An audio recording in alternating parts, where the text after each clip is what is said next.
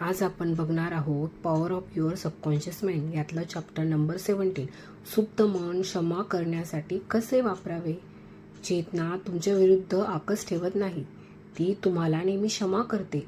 उदाहरणार्थ, बोट भाजलं तर चेतना नवीन त्वचा बनायला मदत करते.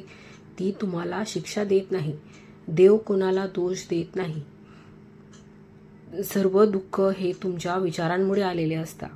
त्यानंतर शरीरातील पेशी बदलत असतात, त्यामुळे मानसिकदृष्ट्या आणि आध्यात्मिकदृष्ट्या तो नवा माणूस होतो. तुमच्या संमतीशिवाय टीका तुम्हाला दुखवू शकत नाही. जेव्हा तुम्हाला माहीत असते तुम्ही तुमच्या विचारांचे, प्रतिक्रियांचे आणि भावनांचे मास्टर आहात, तुम्ही दुःखी होत नाही.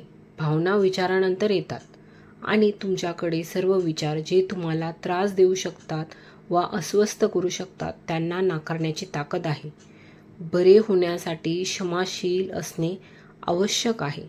तुम्हाला जर उत्तम आरोग्य आणि सुख हवं असेल तर तुम्हाला दुःख देणाऱ्या प्रत्येकाला क्षमा करायला हवी.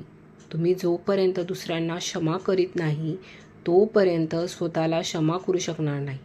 दुसऱ्याला क्षमा करणे याचा अर्थ आवश्यक नाही की तुम्हाला तो आवडतो वा तुम्ही त्याच्याशी जुळून घेऊ पाहत आहात.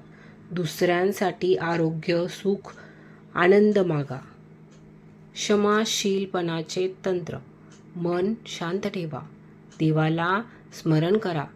त्याचं तुमच्यावरचं प्रेम आठवा. नंतर ठासून सांगा, मी पूर्णपणे आणि मोकळेपणे क्षमा करणाऱ्याचं नाव घ्या. क्षमा करतो. मी त्याला मानसिक आणि आध्यात्मिकरित्या सोडतो. या विषयासंबंधातील प्रत्येक बाबतीत मी पूर्णपणे क्षमा करतो. मी मोकळा आहे. ती किंवा तो मोकळी आहे. मी प्रत्येकाला ज्याने मला कधी दुखवले आहे त्याला मोकळे करतो आणि प्रत्येकासाठी आरोग्य, आनंदीपणा आणि जीवनाच्या सर्व चांगल्या गोष्टी याची इच्छा करतो. मी हे मोकळेपणे, आनंदाने आणि प्रेमाने करतो. मी तुम्हाला मोकळे केले आहे. तुमचं चांगलं व्हावं. मी मोकळा आहे आणि तुम्ही मोकळे आहात. हे परत करा. काही दिवसानंतर तुम्हाला जाणवेल की त्या माणसाचा विचार आणि अनुभव कमीत कमी येईल. शेवटी तो शून्यामध्ये नाहीसा होतो. क्षमा करणे हे दुसऱ्याला काही देण्यासारखे आहे.